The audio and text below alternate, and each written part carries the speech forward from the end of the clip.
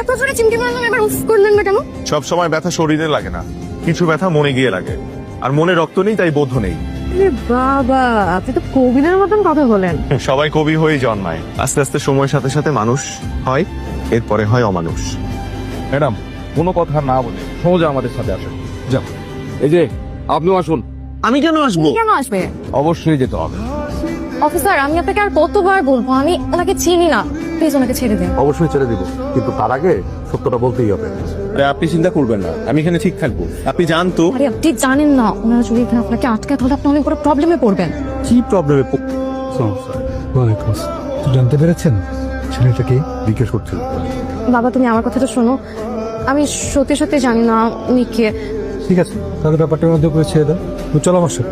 ওনার যদি কিছু হয় তাহলে আমি তো এখান থেকে যাবোই না, দরকার হলে আমি দিনের পর দিন এখানে পার করবো, তবু এই নিরীহ লোকটার আমি কোনো ক্ষতি হতে দেবো না।